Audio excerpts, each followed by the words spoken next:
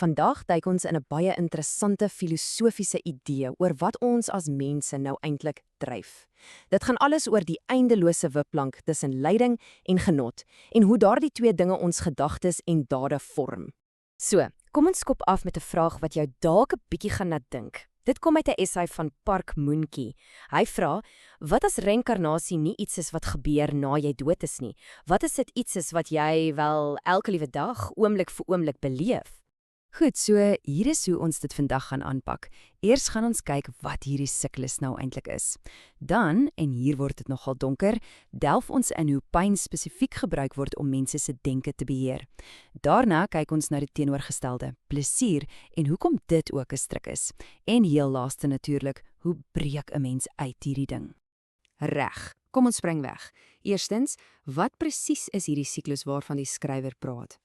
Dis heel waarskynlik nie wat jy dink nie. Kyk, aan die een kant het jy die idee van Yunho, wat meeste mense ken, die siklus van dood en wedergeboorte. Maar hierdie skrywer stel 'n ander, meer persoonlike, filosofiese siening voor. Vir hom is Yunho die konstante daaglikse wipplankryery tussen twee dinge, lyding of go en genot of nak.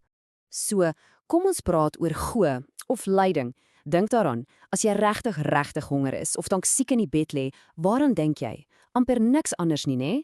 Jou hele wêreld krimp tot net een ding: ek moet kos kry of ek moet gesond word. Dis die krag van go. Dit fokus jou verstand soos 'n laserstraal op net een ding: ontsnapping.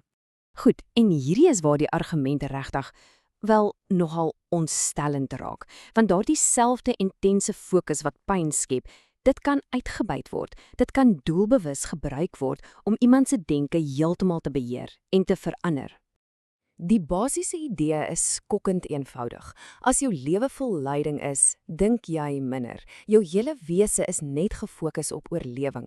En is presies hoekom volgens die skrywer diktators dikwels geen belang het om die ekonomie te verbeter nie. 'n Volk wat sukkel om kos op die tafel te sit, het eenvoudig nie die tyd of die energie om aan politiek te dink of in opstand te kom nie. Die skrywer gebruik militêre opleiding as 'n perfekte, amper kliniese voorbeeld. Drink aan die proses. Eerstens, ontneming. Jy vat basiese goed weg: kos, slaap, gemak. Dan die leegmaak. Die rekruut se verstand raak heeltemal blank, gefokus net op daardie basiese behoeftes. En dan, in daardie leë, kwesbare toestand, inspuiting. Dis nou jy nuwe idees soos lojaliteit aan die staat of haat vir die vyand kan inplant. Die ou ek is weggevee en 'n nuwe een word gebou. En hierdie idee word dan opgeskaal na hele land. Park Moonke sê dit reguit. Diktators vernietig doelbewus die ekonomie om die mense in ekonomiese lyding te dompel, wat hulle gedagteloos maak en nie in staat is om aan politiek deel te neem nie. Dis 'n koue, berekende strategie. As jy net dink aan oorlewing, het jy nie die luukse van politieke denke nie. Dis nie net mense nie, ja. Die skrywer wys uit, dis presies dieselfde beginsel wat in diereopleiding gebruik word. Maak die dier honger en wees dan die een wat vir hom kos gee. Of selfs erger, beseer die dier en wees dan die een wat hom behandel. In albei gevalle word die een wat die pyn veroorsaak het, skielik die redder.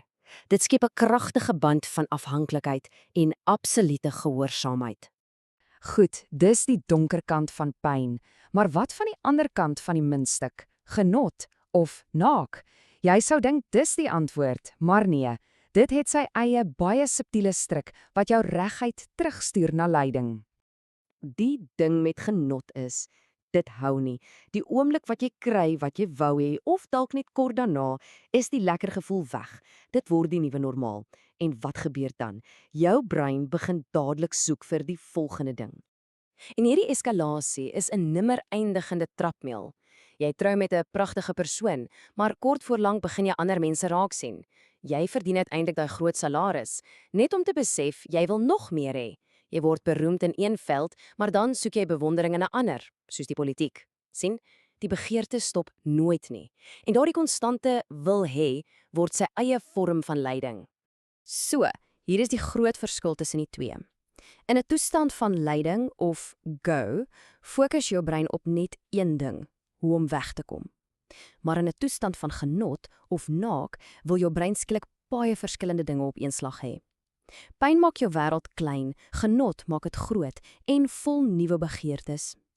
Reg, so as pyn jou beheer en genot jou op 'n nimmer eindigende jaagtog sit, wat dan?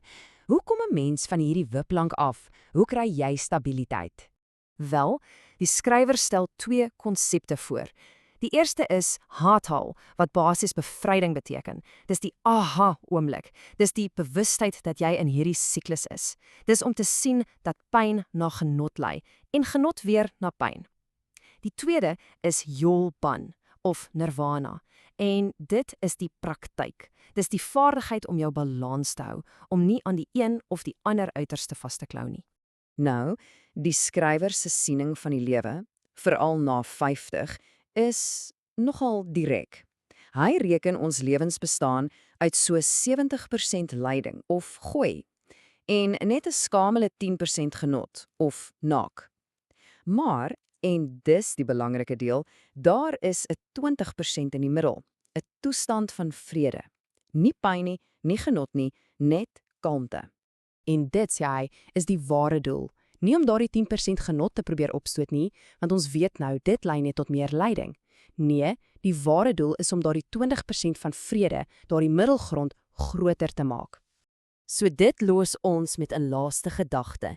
As die bron sê 70% van die lewe lyding is en die jaag na genot is 'n lokval, waar in jou eie daaglikse siklus van op en af kan jy daardie oomblikke van vrede vind?